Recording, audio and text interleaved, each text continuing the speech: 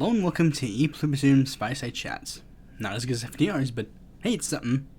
Now, this episode, as you can tell, another one of those fangled visual episodes. And not just that, one of my fangled reaction videos.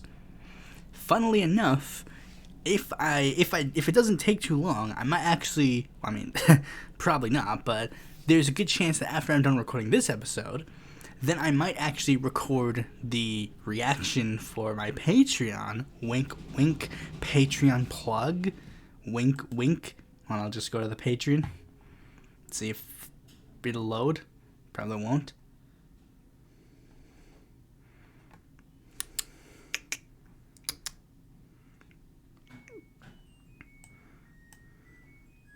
Yeah, as you can see, I have some schedule, but it's not that.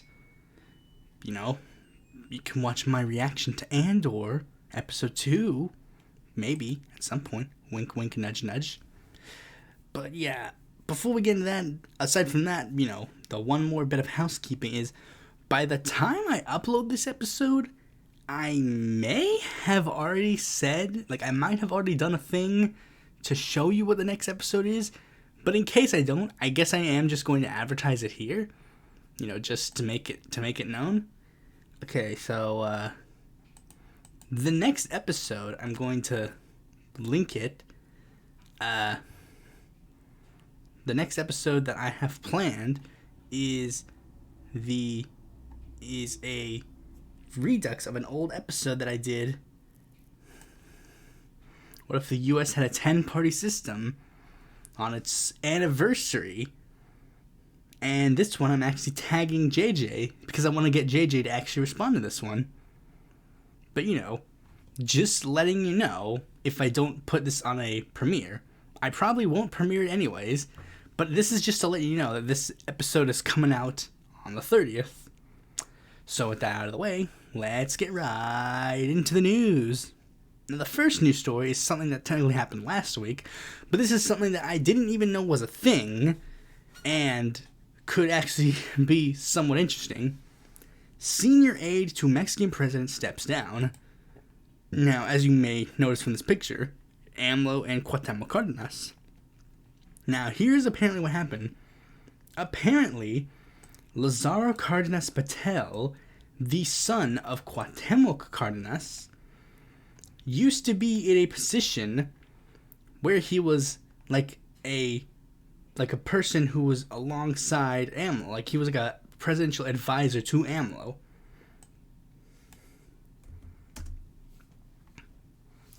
Let's see. He was the coordinator of advisors to the President of the Republic.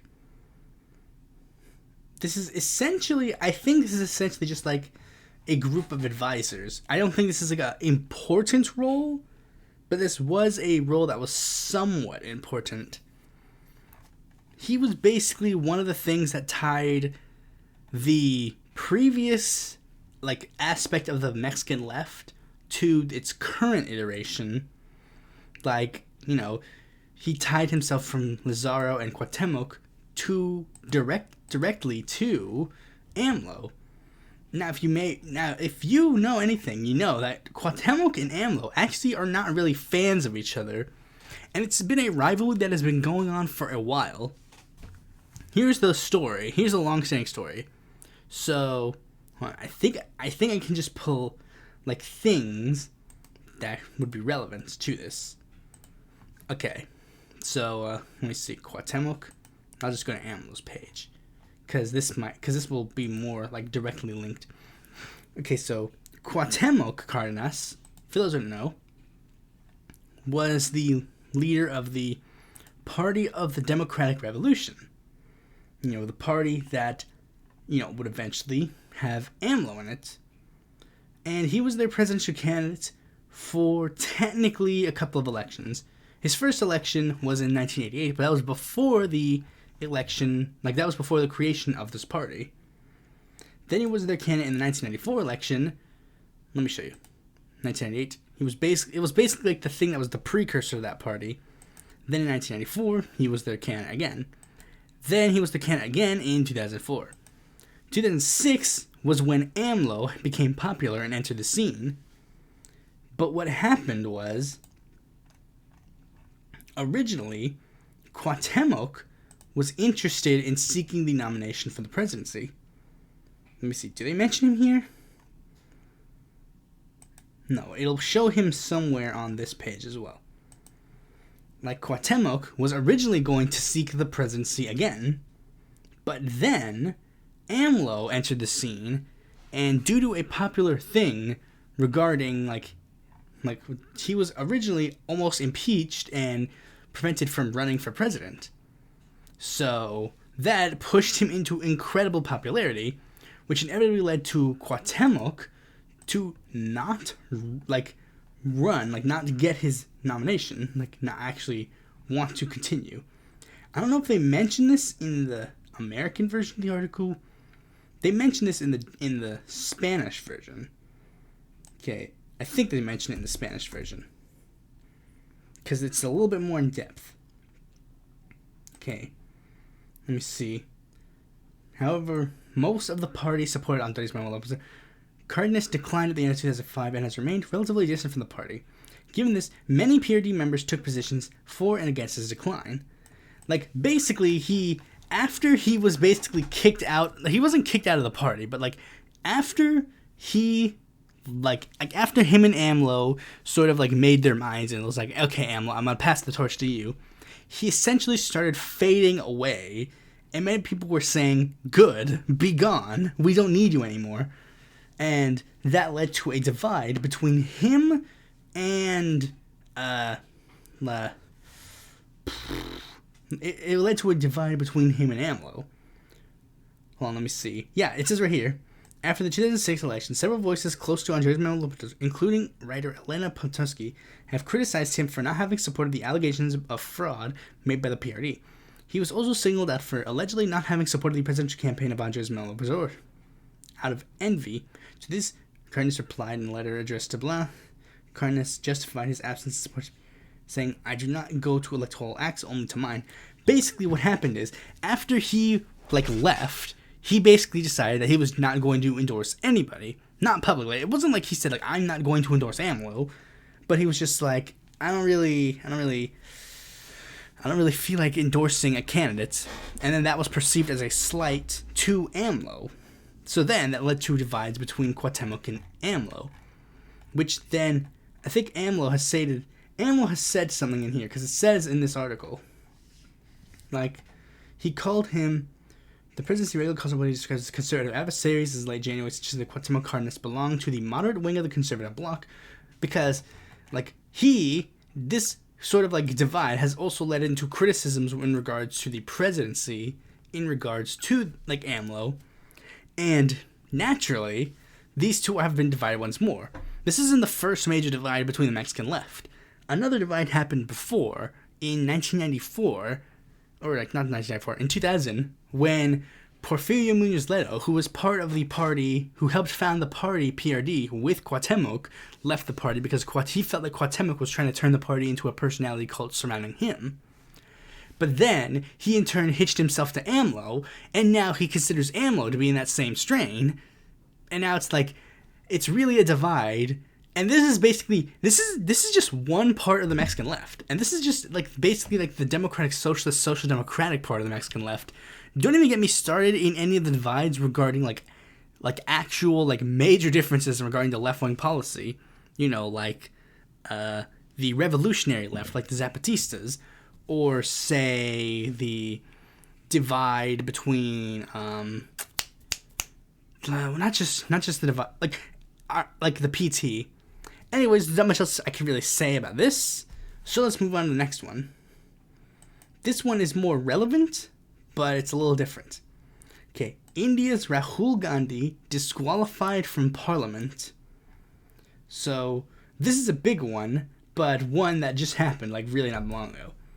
India's main opposition leader, Rahul Gandhi, has been disqualified as a member of the parliament a day after being convicted in a defamation case and sentenced to 2 years in jail. Rahul Gandhi stands disqualified from the member of Lok Sabha from the date of his conviction, a notice issued by the parliament said on Friday, referring to the lower house. In a tweet in Hindi following the move, Gandhi says he is fighting for India's voice and he will pay any price for it. Gandhi, 52, was found guilty in a case related to a speech ahead of the 2019 general election in which he referred to thieves as having the surname Modi. What? That's it? Okay, so apparently he made a speech in 2019 where he basically compared Modi to thieves, and due to India's like fucked up laws in regards to free speech, he is now being jailed for it. Conveniently, while being one of the major opposition leaders of Indian politics. Now, let's be clear about Rahul Gandhi. Rahul Gandhi is basically sort of like a left lib type. Let me see. Indian National Congress. You see, the party that he's part of is like not necessarily like that, like impressive. You know, it's like center left, social democratic type. You know, it's not like, oh, he's like the greatest person ever, but it's like compared to Modi, yeah, he's one of the main prime opposition. The only reason, oh man, this was a huge blowout. The only reason why Rahul Gandhi didn't even win, like, that big of a thing was because originally Rahul Gandhi was sort of, like, pitched as, like, oh, he's the candidate of the establishment. Meanwhile, Modi is the candidate of the anti-establishment. Because the BJP was, like, this new right-wing populist party at the time. And now going into the next election, we're trying to figure out what's going to happen next. Because, I mean, they already did move past him. I think, was this the guy that they touted, like, not that long ago? And there's, like, a couple of other prime opposition parties gearing up to run against the freaking Modi, the rising sun. Like, this, like, I mean, I have a person in my Discord server that says, like, this party's pretty cool. And this guy apparently, like, trends every freaking day in India. Like, every time Stalin trends on Twitter, it's usually because of this guy. I'm not going to even try that name. MK Stalin. Like, I mean, if he's trending that much on Twitter, maybe he should be the one that should be the head of a opposition coalition. Is he part of, like, the big opposition coalition? Is he part of the big opposition? They were at one point aligned with the freaking Congress Party alliance. Yeah, he's part of, like, I guess he's part of an alliance with Congress. Secular Progressive Alliance. Oh, wait. I was just reading up on this one, I think. Yeah, I was just reading up on this one. Like, this is, like, the far left alliance. I think. Yeah, this one's pretty lit. Like, just from a quick tertiary glance. Oh, is Congress part of this one? Oh, no, wait. This is like a state assembly. Oh, okay. Okay, yeah, because that's one big thing about Indian politics, is that it is very heavily state-aligned. It's very heavily, like, state-oriented. Like, they're all individually part of different states. Oof. But this is pretty good, I'll give it that. Next story, last foreign news story. Ugandan MP passes bill imposing death penalty for homosexuality. Human rights campaigners condemn bill introducing capital and life imprisonment sentences. Now, I think one of the first things that many people are pointing out is this video in regards to the thing. This House will not shy to restrict any right to the extent of the House recognizes, protects, and safeguards the sovereignty of this country, the morals of this country, the cultures, and all. That is what the majority have done today in this House, the 300. Our children. This country will stand for our children. our morals. Members of Parliament. We will have our morals. We will protect our children. And we are making this law. We are making this law for ourselves. We are making this law for our children. We are making this law for the children of our children. This country will stand firm. And once it passed, I can tell you, Madam Speaker, we are going to reinforce the law enforcement officers to make sure that homosexuals have no space in Uganda. Oh, this video isn't even the this isn't even the video? I thought that was the big video. But basically one of the big things that was seen as like troubling was that there was a video after like they passed it where basically the entire Congress cheered because unfortunately all but 2 of the MPs voted for the bill. The only ones who did not were Fox Adoy Oyolo and Paul Kwizera Bukiana. Very controversial. It's a very controversial. Okay, let's see what they say about the bill. The bill is ill-conceived. It contains provisions that are unconstitutional, reverses the gains registered to fight against gender-based violence, and criminalizes individuals instead of conduct that contravenes all known legal norms. The bill doesn't introduce any value in addition to the statute book and available in legislative framework. So, now, for those who don't really know Ugandan politics, this is how weird that this is. This is how weird that it is that this bill passed. That these 2 are the ones who voted against it. So, those 2 were part of the, what was the party? Wait, doesn't it link to his party? Why doesn't it link to his party? Let me see. Why isn't it linked to his party? Dang it. Oh yeah, here it is. The National Resistance Movement Party. I guess I'll just do this. Now, this is the weird thing about this party. This is the ruling party of Uganda since 1986. It is a socially conservative Ugandan nationalist, economic liberal populist party, but it used to be Marxist.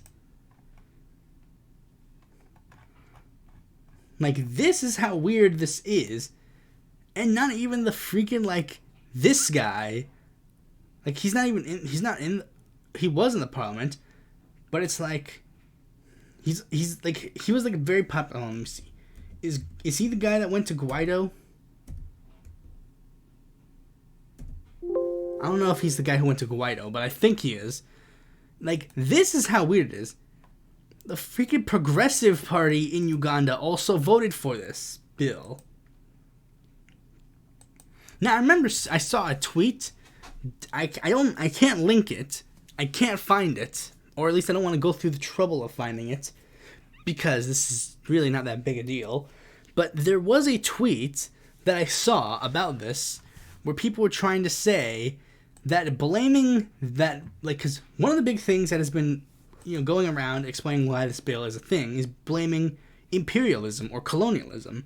And one of the big things that I saw a lot of people say was blaming it on imperialism or whatever is bad because it detracts from any, like, autonomy that Ugandans or people like that, are. Like, it detracts from any of this sort of stuff.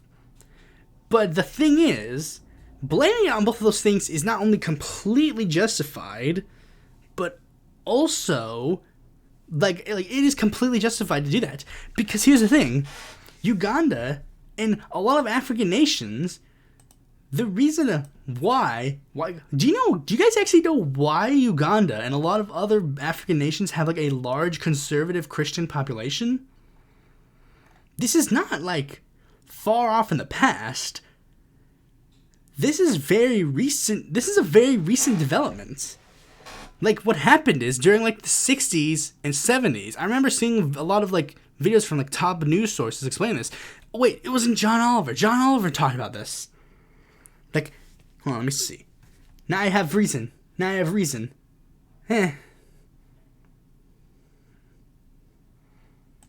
History.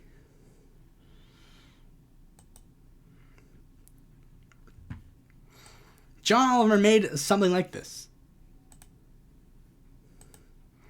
This was the John Oliver video. I remember this. John Oliver made this into a video. John Oliver.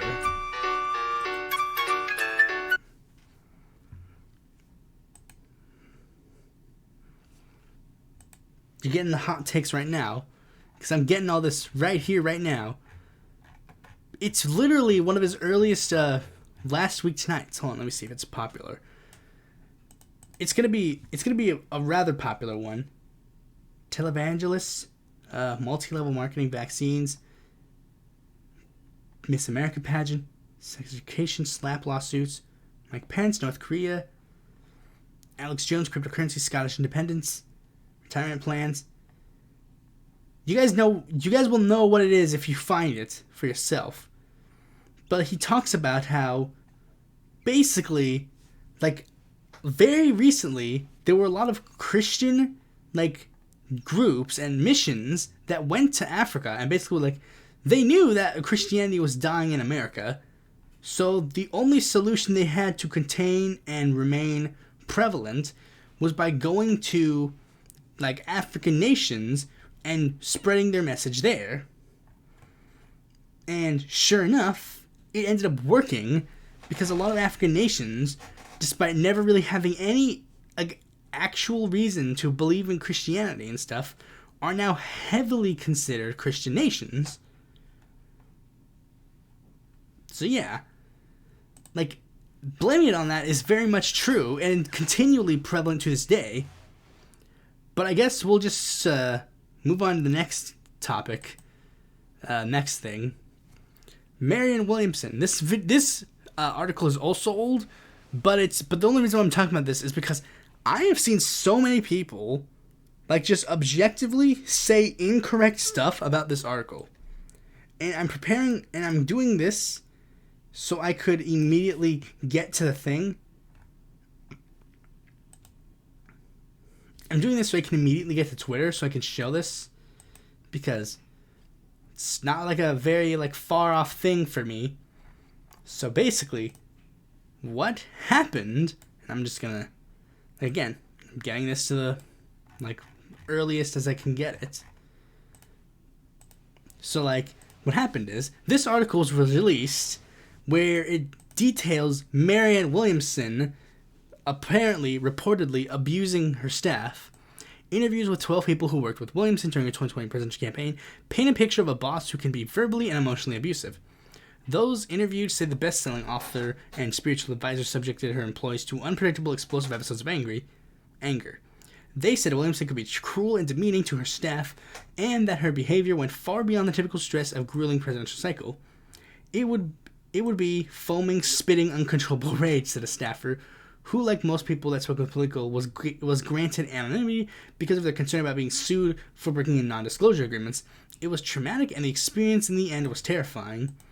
Williamson would throw her phone at staffers, according to 3 of those former staffers. Her outbursts could be so loud that 2 former aides recounted at least 4 occasions when hotel staff knocked on her door to check on the situation. In one instance, Williamson got so angry about the logistics of a campaign trip to South Carolina that she felt was poorly planned that she pounded a car door until her hand started to swell, according to 4 former staffers. Ultimately, she had to go to urgent care facility. They said all 12 former staffers interviewed recall instances where Williamson would scream at people until they started to cry.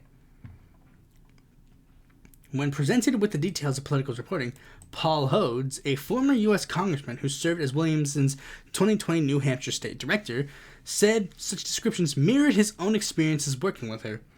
Those reports of Miss Williamson's behavior are consistent with my observations, consistent with the contemporaneous discussions that I had about her conduct with staff members, and entirely consistent of my own personal experience with her behavior on multiple occasions, he said.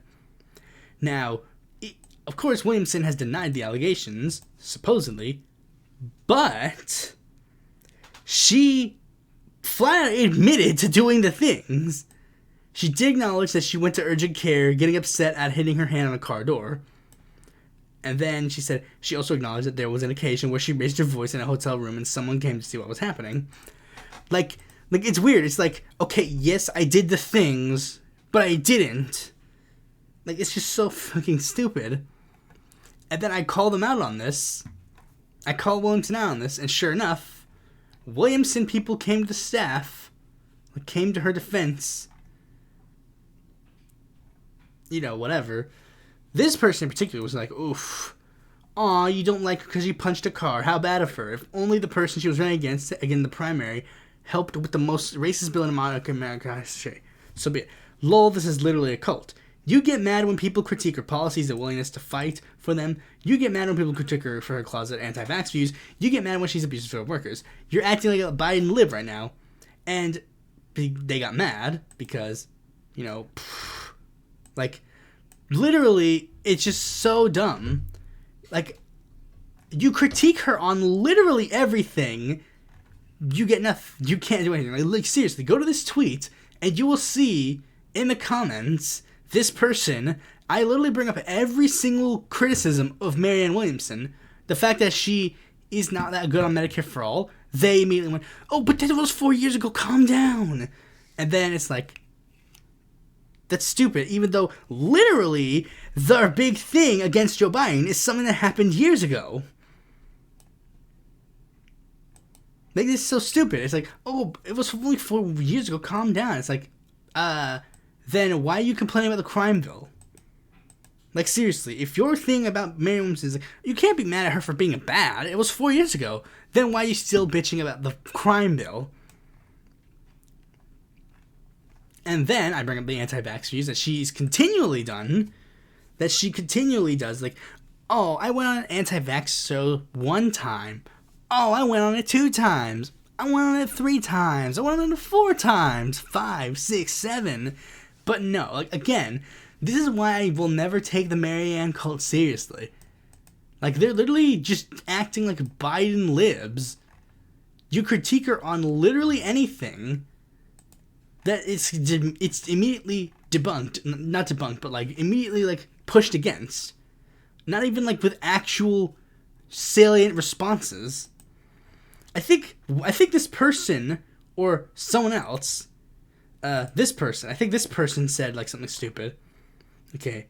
Everyone, like, okay, no, this is the stupid one. Meanwhile, everyone campaigns and votes for male candidates credibly accused of sexual assault or war crimes.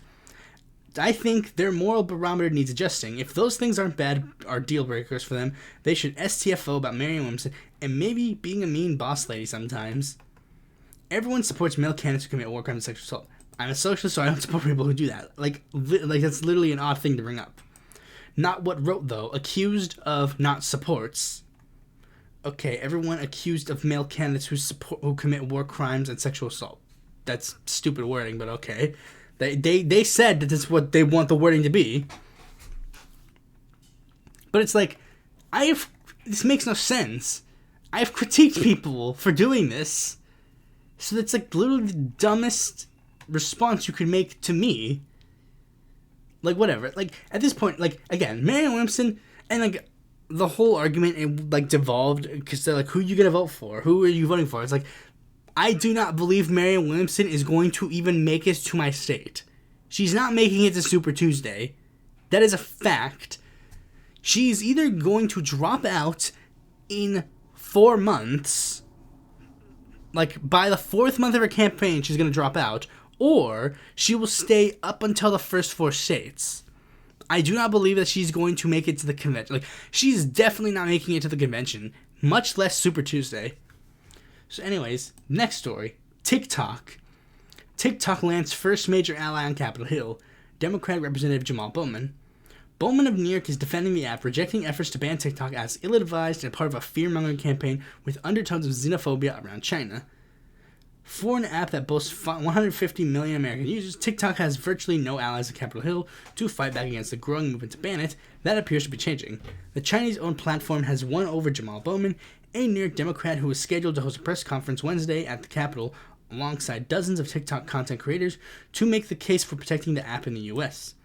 In an interview Tuesday, Bowman staunchly defended TikTok and announced legislation to ban the app, rejecting arguments about its dangers as fear-mongering and saying he hasn't seen evidence that China uses it for espionage. This is a space where these creators have found a platform to share their ideas, their inspiration, their thoughts, their voices with the rest of the country and rest of the world. And why do we want to take that away? Bowman told NBC News. Why do we need to ban a platform of 150 million Americans now use? Now here's the thing. Apparently, like, a congressional hearing regarding TikTok has already happened, and, you know, reasonably, a lot of the actual like members of Congress who were talking about TikTok were very much not really smart in regards to a lot of things. Sure enough, I really don't like. I mean, honestly, on TikTok, I'm agnostic. I really don't really care that much about TikTok. I remember back when TikTok was music.ly, and people really hated it. Like I remember, like that's how old I was. I remember that. But the fact of the matter is, I genuinely do not care about TikTok, really. I think, to a degree, like, maybe, like, I mean, I understand the whole nuance about, like, TikTok, really. Like, how some people view it as, like, I don't think TikTok is, like, really used as, like, a true espionage app. But, like, I think you can understand why certain elements of TikTok could be considered harmful. But then again, you would also have to bring that up with other social media apps and other issues. The only reason why I could see TikTok, like it's hard for me to explain because this is really so politicized at this point. I don't believe in the fear-mongering in regards to China or like whatever, or red baiting or whatever. But the one thing I will say is that I don't think TikTok is that good. Like, I do think only in the instance of, like, it shortens our attention span. Like, we've seen this joke a lot now, where it's like, at this point, every video should have, like, Subway Surfer in the bottom to keep people's attention. Because our attention spans have gotten, like, super bad. But TikTok isn't the first app to do this. It was more like Vine and YouTube to start off with. But, you know, whatever. But I'm not really here or there to talk about this issue. So anyways, next story. Starbucks CEO Howard Schultz abruptly steps down early just days before Senate hearing. Schultz is slated to testify before Bernie Sanders' Senate Help Committee next week. Howard Schultz announced on Tuesday that he is stepping down from his post as Starbucks CEO 2 weeks earlier than his scheduled departure date, resigning just before a hearing led by Senator Bernie Sanders of the company's union busting next week. Schultz began his third stint as CEO of the company last year, when, as workers said, the company brought him back to lead the fight against Starbucks Workers United wildly successful union campaign. The past year has been marked with aggressive union busting of the company, which the National Labor Relations Board has ruled has broken over the law in 140. Dang it, I can't read today. 1,400 times throughout the campaign, including violations by Schultz himself. Like, this is really not much surprising. Like, of course, they were going to try and, like, he was doing everything he could to try and get Howard Schultz to testify. And it's really not surprising that he, like, stepped down before he actually had to do a hearing. Like, it was basically expected that he was going to do everything he could to try and get out of the hearing. Because the man broke a lot of laws, and those laws, he will definitely not be getting into a lot of, like, he won't be getting out of jail for those laws, even with his deep money. Anyways, there's really not much to say. Let's move on to the next story. Former GOP Illinois gubernatorial candidate takes jab at Johnson in Chicago mayoral race. Now, this is a quite interesting thing. Darren Bailey, the hard-right Illinois gubernatorial candidate, took several jabs at Chicago mayoral candidate Brandon Johnson on Wednesday ahead of the city's mayoral runoff next month. Darren Bailey, a former GOP state lawmaker who lost his gubernatorial bid to take on Governor J.B. Pritzker last November, weighed in on the Chicago mayoral race, which is slated for April 4th and features candidates Johnson, a Cook County Commissioner, and Paul Vallas. Bailey stated in a Facebook Live video that Brandon Johnson has the capability to be as bad, if not worse, than Lori Lightfoot.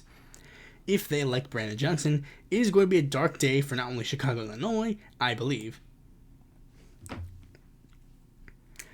Though Bailey did not formally back Vallas in Facebook Live video, they didn't stop the Johnson campaign from seizing on the former state lawmaker's comment and claiming in a press release that Bailey endorsed the former CPS CEO.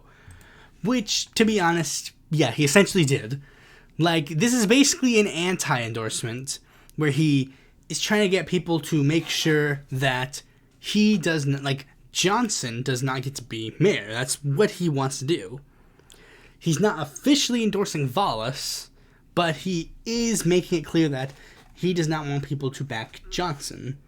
And it's probably in that case where it's like he wants people to do everything they can to try and stop Johnson. So anyways, not much else for me to say on that. Let's move on to the last story, which ties into sort of like one of an earlier story. So Congress has introduced a bill called H.R. 5, Parents' Bill of Rights Act. This is a very screwed up bill, and it's basically an attempt to try and do some more don't say gay stuff. Oh boy. And unfortunately, we got some bad news in regards to this bill. It passed 218 to 203. Now, what is very... Huh? Oh, no, wait. Wait, this is... Oh, it failed. Wait, huh? Oh, wait, no. This is the one. This is the one I'm talking about. 213 to 208. That's the one. Sorry, they were like two very similar like things. Okay, so this bill ended up passing. The no's are very interesting because a couple of Republicans voted no. Biggs, Buck, Gates, Lawler, and Rosendale. Very perplexing for a lot of these guys. From what I gather, like reportedly, allegedly, Mike Lawler is apparently like a... Oh, let me check. I'm going to make sure I get this right before I make any statements about Michael Lawler. Like, allegedly, he is considered a more conservative... Not conservative, like, he's considered a more moderate Republican to a degree. Let me see if there's anything to back that up. Reserve judgment on his colleague George Santos. He called for Santos to resign. Voted for Kevin McCarthy for the speakership. Lawler voted in favor of the House Rules package. Afterwards, he gave his first House speech. Favor bill that would defund the IRS money allocated to the infrastructure. Stop MTA's attempt to institute congestion pricing. So yeah, he's... I guess to a degree, he is considered a more moderate Republican.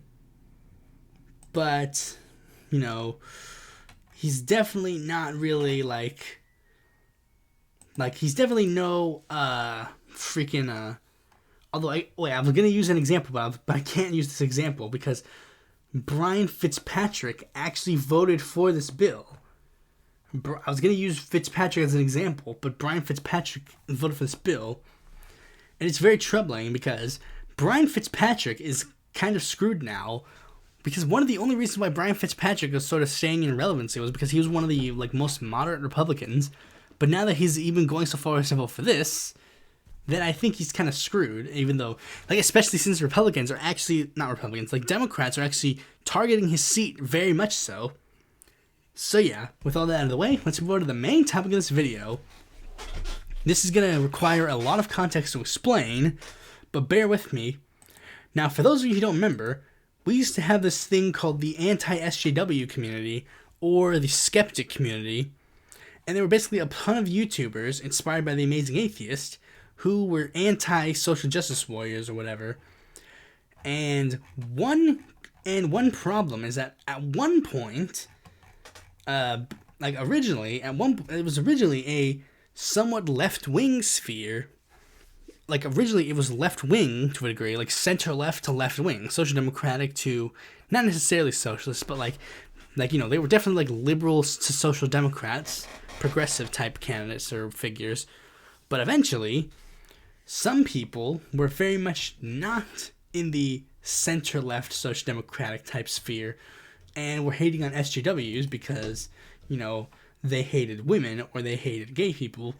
And one of the people who did this was Bering, but he successfully made himself very well known in the skeptic community.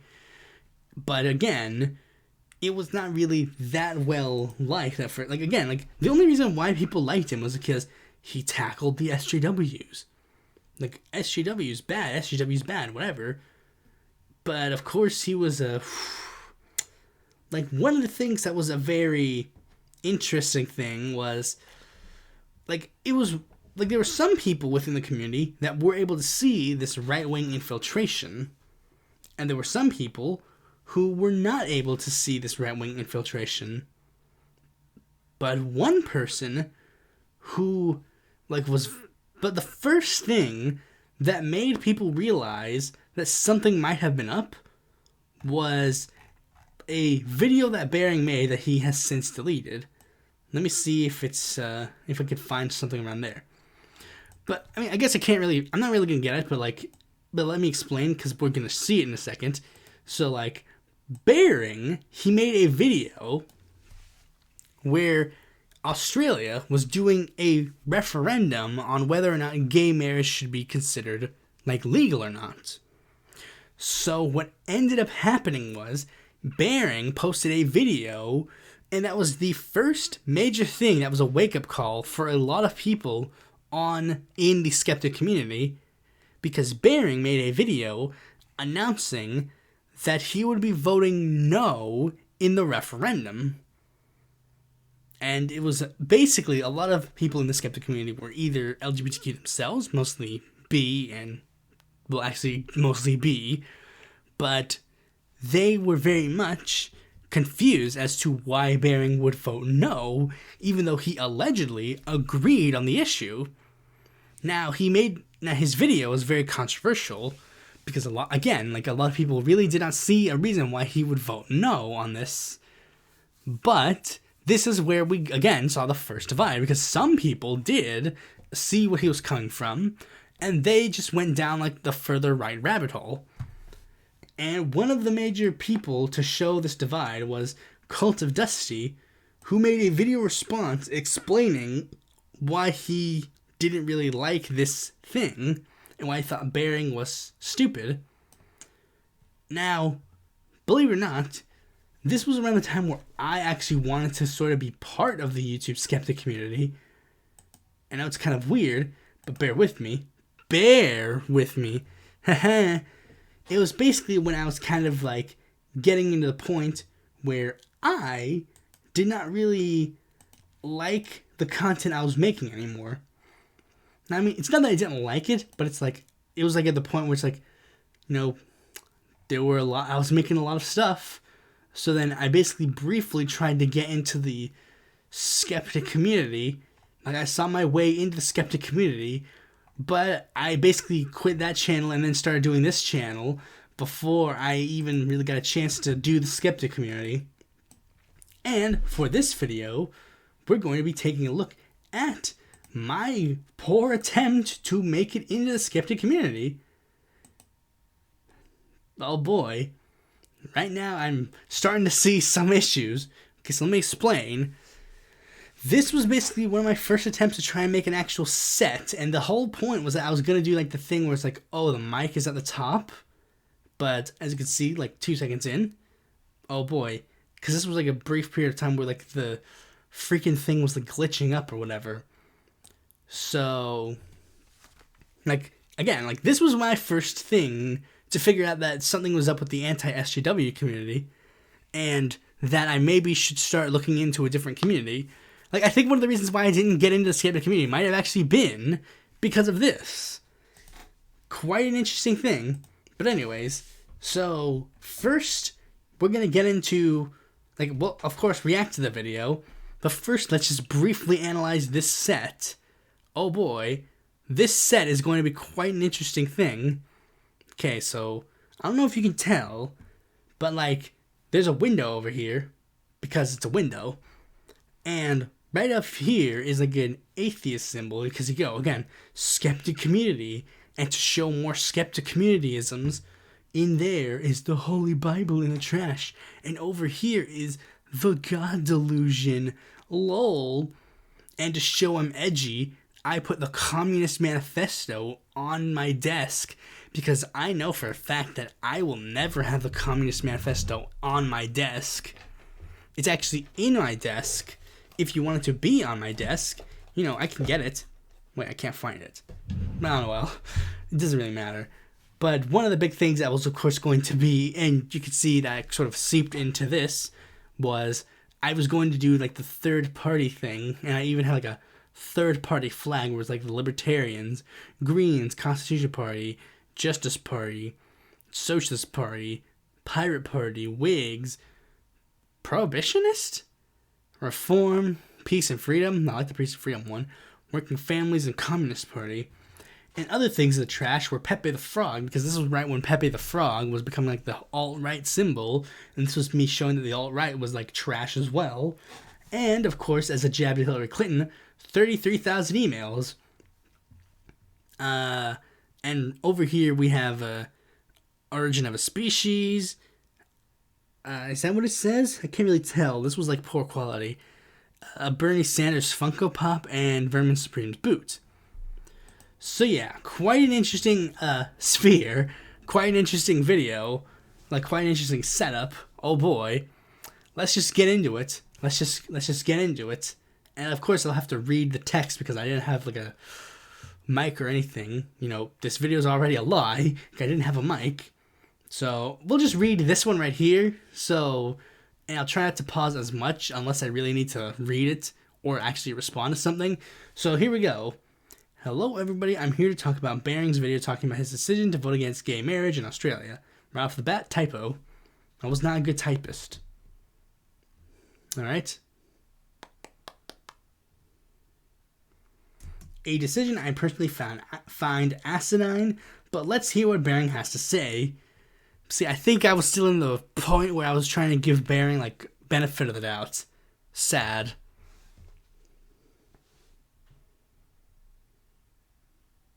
So the big issue in Australia at the moment is same-sex marriage. After a formal plebiscite was recently blocked by the Senate, and amid fierce debate on the issue, the government is conducting a postal vote to decide whether or not our marriage laws should be changed to include same-sex marriage. Now, I've got no objection to same-sex marriage. If two people want to get married, then I don't see why they shouldn't be able to, regardless of what's between their legs.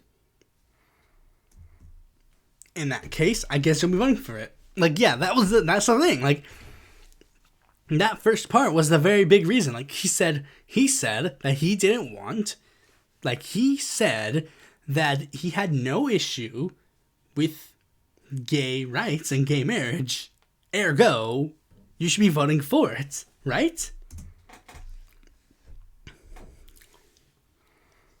I will, however, be voting no. Let me explain why. Do enlighten me.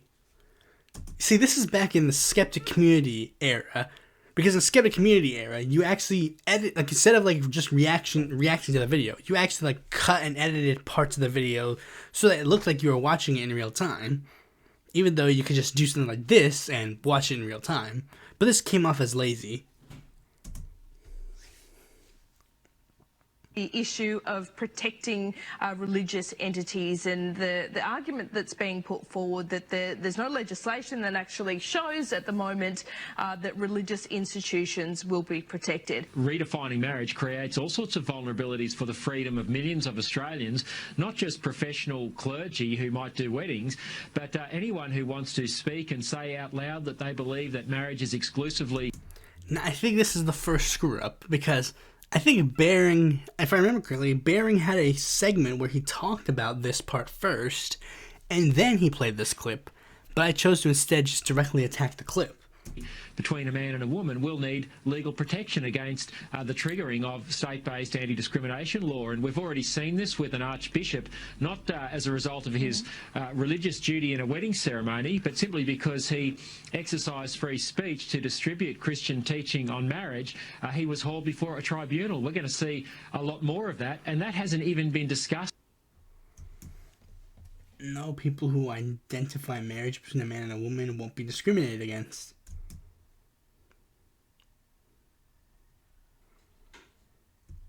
Much in the same way Christians won't be discriminated against.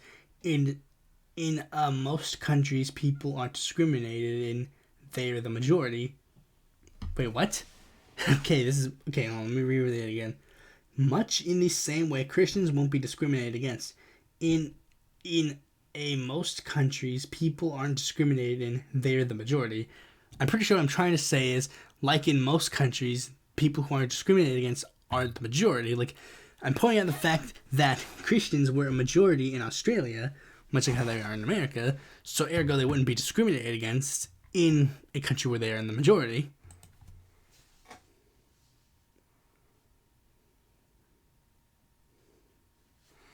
At least not on the federal level. By those on the... even attack like the actual argument that they were making. Like, I mean, I guess I technically did, but I kind of didn't, because this was the same thing that was going on in the U.S. at the time. This was 2017. Like, this was after like the Obergefell case in America, where basically we went through the same thing, but like very much in a slightly different way, because in America it was like very clearly more black and white, considering like the big case of the time period was Kim Davis, who was literally a government employee who literally, that was like their only job, to certify marriage documents. But this one was a little bit more nuanced, because it was a lot more like a private thing, but like different. It was different, but in a similar way, similar.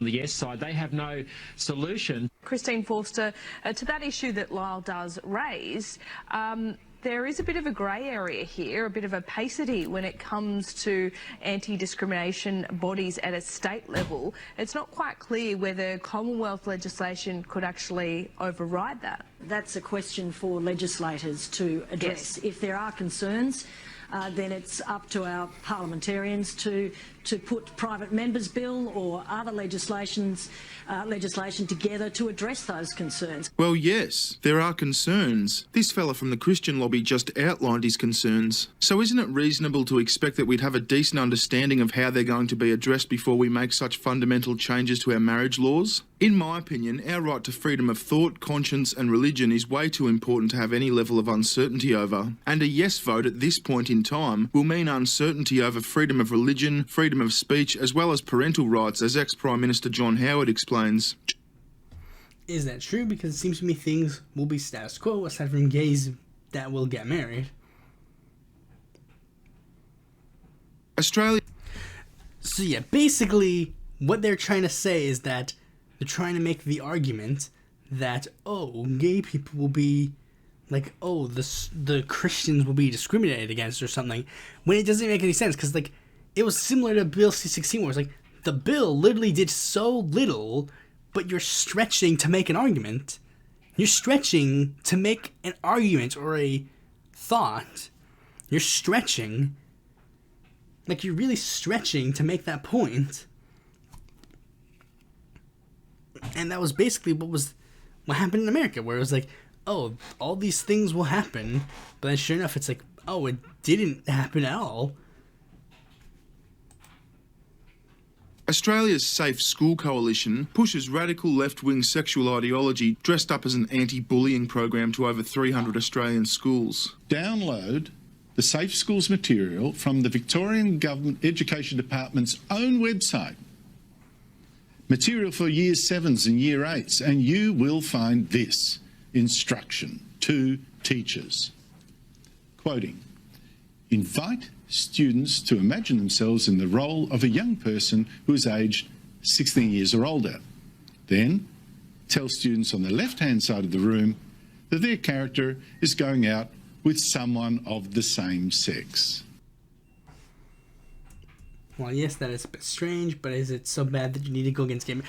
Like, I think this was like around the time where it's like you didn't really even understand like the issues that were going on, because this was like really at the early stage, like because yeah, like this guy bringing up like the freaking like what they're saying now, this seems like a weird throwback nowadays.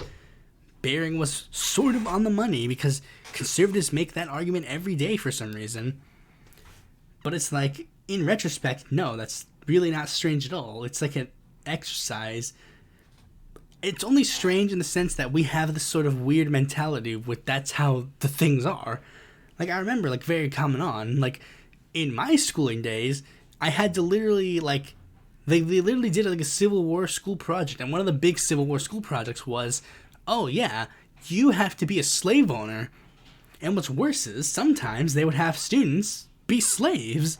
Like, I remember there was one school very recently where it was, like, they had to, like, do a thing where it was, like, some students had to be slaves and some students had to be slave owners. And it was, like, that's very weird. Like, that's way more weird than this. Like, it's literally, like, some of the most benign stuff. Hold on, I still have more to say, I think. Oh, who am I kidding? I'm surprised that he hasn't connected Lacey Green or Anita to this yet. See, I was even calling out this. Like, he's trying to do the whole like, oh, the SJWs are taking over the schooling and whatever, when it's like, it's basically benign. And he's trying to connect. Well, I mean, of course he didn't actually do it, but he was like I was making the point where like he's gonna inevitably try to connect this to like SJWs or whatever.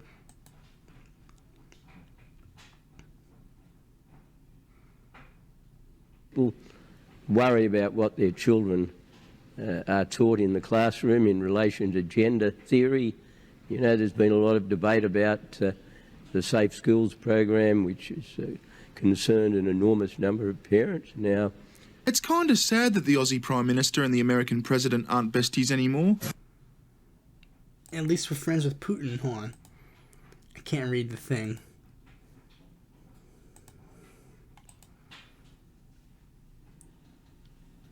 I can't read the thing.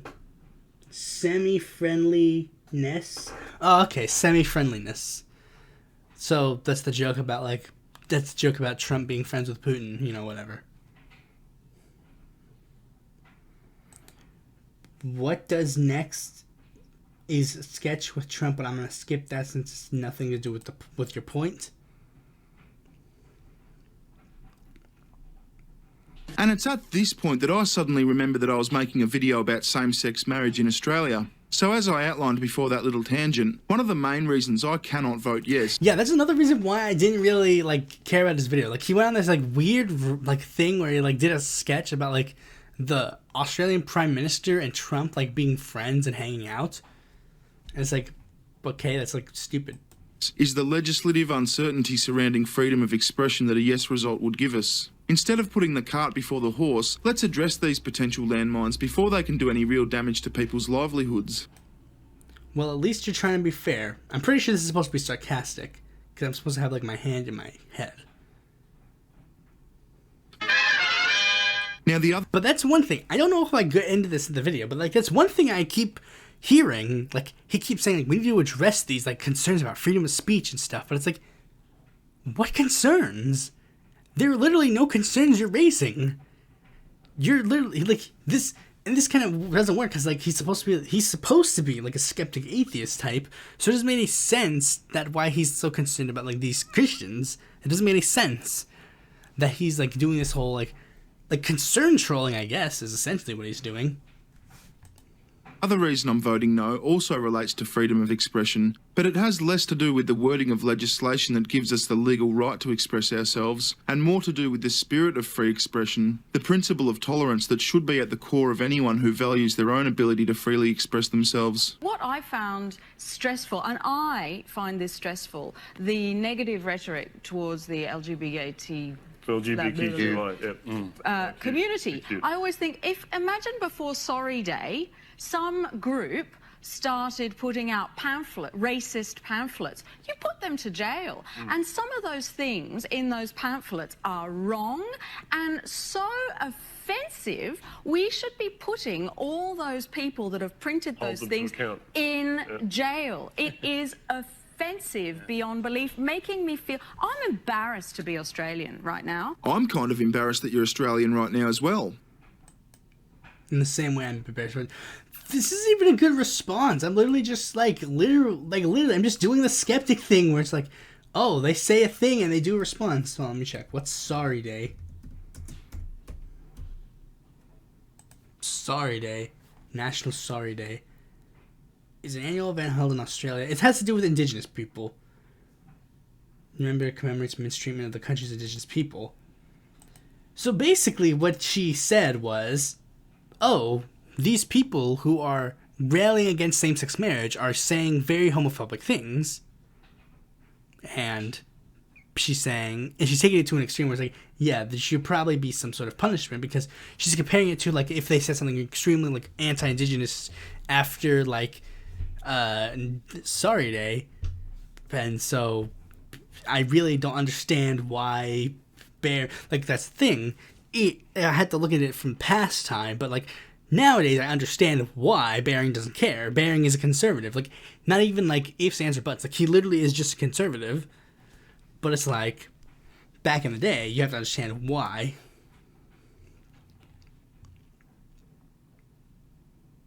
Not that it would make a difference, but I noticed you're not holding up any highly offensive pamphlets grotesque enough to jail people over. It kinda makes you seem about as intolerant as the cretinous fuck down in Hobart who felt justified for headbutting one of our federal ministers for having the wrong opinion. Shit, I thought we were barbaric.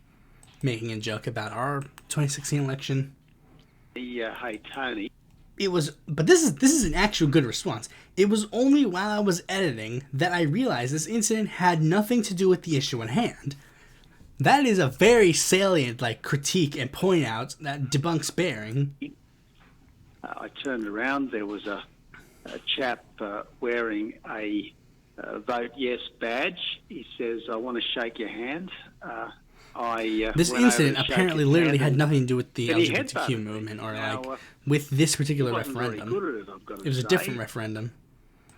Give the guy credit, he knows how to take a hit. This is only bad because I'm actually not responding at all. And then there was the girl in Canberra who instantly lost her job for having the wrong opinion. Well, as you know, on Facebook, you can put a filter on your profile photo and it will say vote yes or have a little rainbow on it. And there are hundreds of those. There's so many. But there's only one that says it's okay to vote no. And which it isn't. Used that profile filter, and she saw it, and she didn't like it. Now, I won't deny that's kind of a dick move, and the employer needs a more work-oriented reason to fire the employee. Like, if I had a job, I wouldn't want to be fired for my profile picture. And then we saw Aussie tennis champion Margaret Court's treatment on Channel 10's current affair panel show, The Project. That had my fucking blood boiling. I think, I may have been a tennis champion, but even as a young person, I'd agree that marriage is between a man and a woman.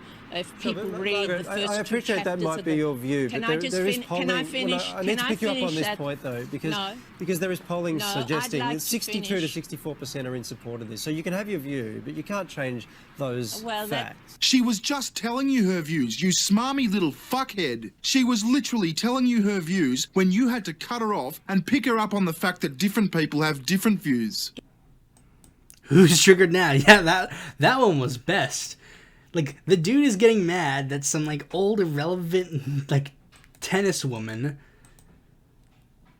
got, this is one of the things. I go on about this in the video, I hopefully do, but, they give her an opportunity to say her views, and, listen. Marriage is between a panel show. I may agree that a man and a woman, if people read the first I appreciate that might be your view, but he's just asking her questions, and he's getting, and pushing her against her views, when he's you're silencing her free speech, it's no, they're expressing their free speech, dude.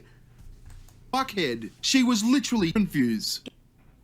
Yeah, who's triggered now? I love that part. Anything. This part was the absolute worst part of the video because it was just the first parts were irrelevant mostly, but this is the one where it's legitimately backwards ape talk from this woman. Hold on, let me see. What's her name? Margaret Court?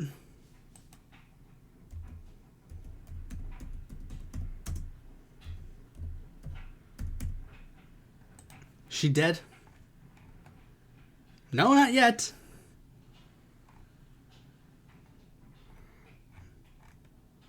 Ew.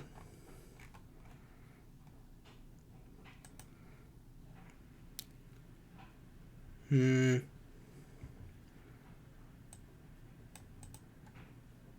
I don't really give a fuck about this woman. And that was another thing. As an American, who cares what she thinks? That Christians or non-Christians say about marriage at the moment, they are being bullied and they're being intimidated. And I think we do have a view. We're not being allowed to say why we really believe that marriage is between a man and a woman. And I have nothing against homosexual people. They can lead their life, but don't touch marriage. And Margaret, it's if I could just... You see, this is a problem. Everyone on the religious right tries to say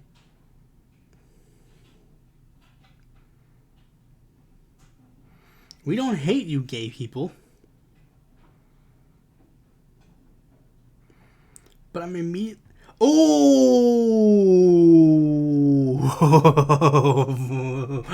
No.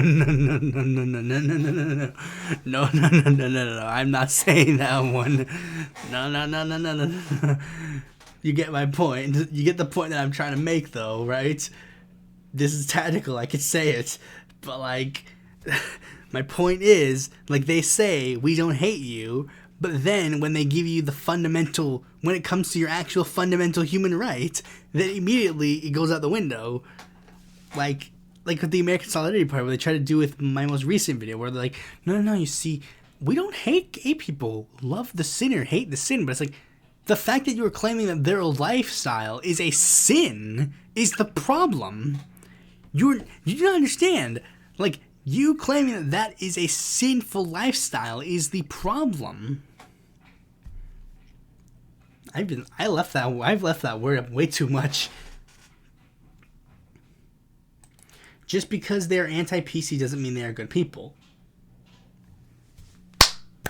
Profound words. That was the big thing that started making me realize that maybe the anti-SJW community, the skeptics, were starting to not be good. Maybe just because they're anti-PC doesn't mean they're good people.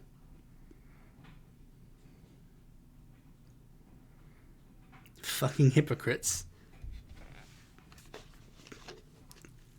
You see? No, I don't think you and I agree on a lot of things, including what's funny. But yeah, I know. Also, I know. I mean, do you understand how hurtful it is for LGBTQI Australians when someone of your stature sort of actively promotes the idea that they're not equal to you, that you're better than them and deserve more? They can lead. I don't agree with you on that. I'm not saying I'm better than them. But yeah, you are. You're saying that you get to have a right that they don't.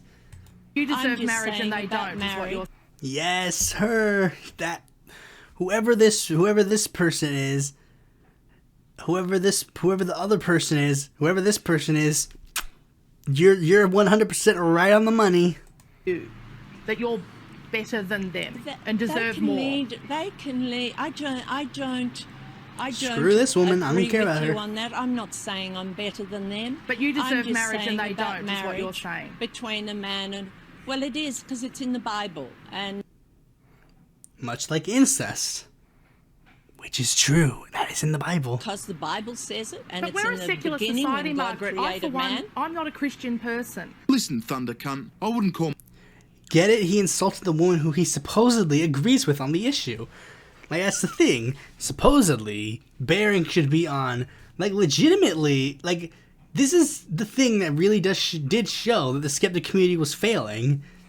Like, this person who is supposedly supposed to be on this woman's side, or this person, I don't know if they identify as anything else. I probably should have, I mean, I don't know if I would be able to figure that out at this point, but they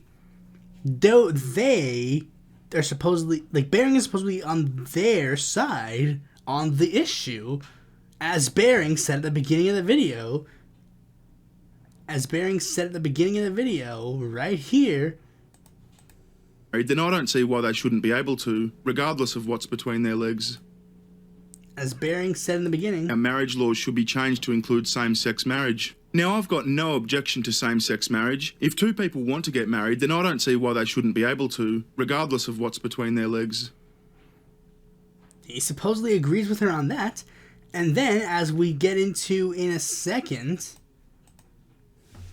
The opinion of someone who does... I wouldn't call myself a Christian person. He doesn't call himself a Christian. So again... why are you in the opposing side on this issue? Either, but that doesn't illegitimize the opinion of someone who does consider themselves to be a Christian. Like, look, and that's the thing I bring up here. Your hero's points weren't delegitimized. They were questioned. You question the left all the time. That was the big point. It's like whenever it's them, like, critiquing someone else, it's good. They're just bringing them to question. They're just trying to express their freedom of speech. But when the left does that, immediately it's like, oh no, bad, yucky. You can't do that. You're silencing me. When it's like, no, nobody's being silenced. We're just expressing our freedom of speech. And just because, legitimately, I don't care if she was literally the fucking savior of Australia. Like, she saved 10 million Australians from getting, rabies or something. I don't care about that. If she says a screwed up thing, I don't care what her actual, power or position is. You arrogant cunts have invited her onto your show to share her views, and when she does just that, you interrupt her, you disrespect her, and her points become invalid. Ridicule her, as if her view on the matter is objectively wrong and yours is objectively right. That's because it is. It is. Her point of view on this issue is objectively wrong, and their point of view is objectively right. This is the fact. It's yeah, but this is literally the dumbest situation, because as, again, Bering points out, he has no problem with same-sex marriage. So it's what is the argument? Incredibly ugly and self-righteous, and unfortunately, it's an attitude held by an overwhelming number of Yes campaigners. Mentally deficient. This one. Melbourne. This part's just stupid. It was just yeah, sports should say that politics, that stupid argument. Because you refrain... Hold on. So basically, here's the thing. Final conclusion. You will deny gay people the right to get married and vote against your own views because you're afraid lefties will offend right-wingers.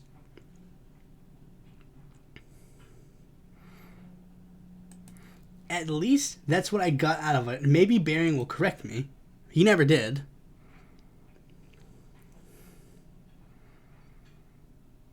If you have any videos you want me to debunk, voice my opinion on, leave it below. After editing this video, I realized the mic got in the way. You'll be seeing that in the next one. There was no next one. Let me see. Okay, there's credits. Is there a song in the credits? No, there probably won't be. Credits written and animated by me. Person refuting Barry. If I get a copyright strike, I'm blaming you. If you want a better response, then check out Cult of Dusty's response. Please don't kill me, Dusty. I didn't rip off you. I swear this was animated before your video was out, hence some editorial changes. I saw his first one, I think. Maybe his second one. But, anyways, I should mention this because I really don't have any intention of, doing this topic ever again. But I did actually plan on making a second one of this. I did plan on making a second one, and I had some parts animated and uploaded. Okay. Okay, let's see. Right, Fanfiction Connoisseur's hard. This was some for Fanfiction Connoisseur. Okay, here we go. I guess I'll just watch these here. Let's see. Okay. Here are the two, because the one that I was trying to make next was something called Centrist and Left-Wing Clothing. It was basically supposed to be a response to neoliberals. Let me explain. First, this one. Centrist and Left-Wing Clothing. Here we go. Let's just briefly look at this. It's not that long. It's just a little bit of brief period of time. Well, I'm late to the game, but come on. I've been waiting to talk about this problem. This one's much clearer. What the heck? Why is this one much clearer? Recently, Justin Trudeau, the Prime Minister of Canada, recently corrected a woman. Oh, sorry.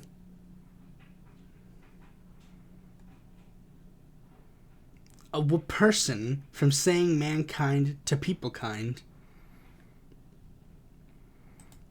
You see, that was, I think, the initial inspiration behind it. And then here's the next part. And while many people will say that makes Trudeau a far-left SJW, that couldn't be further from the truth. As Trudeau is a centrist. I know that what I just said sounds strange and to the politically unaware, but allow me to elaborate. And I never ended up elaborating, because I never ended up making the video. You see, the idea was supposed to be that it was essentially supposed to be like a response to all like the centrist neolibs that were like doing certain things. You know, like it was basically just me debunking like the whole idea like these centrist neolibs were actually like left-wingers. So yeah, that's pretty much all I have to say. That response video was actually, it was pretty bad, but not for the reasons that I thought it would be. It was bad for not really making any, like, the problem is, it was like, again, I don't even think at the time period, that was a time period for like the skeptic community where like they actually made good responses. I think all of them were like genuinely just bad. So hopefully I think response videos of mine have gotten better, I guess. But I guess that's pretty much all I gotta say. Thanks for watching this video. Be sure to like, comment, share, and subscribe, and click the bell to notify when a future video man comes out. And if you're interested in more content from me, you can go right on my website, follow me on Twitter, join my Discord, or consider supporting me on Patreon.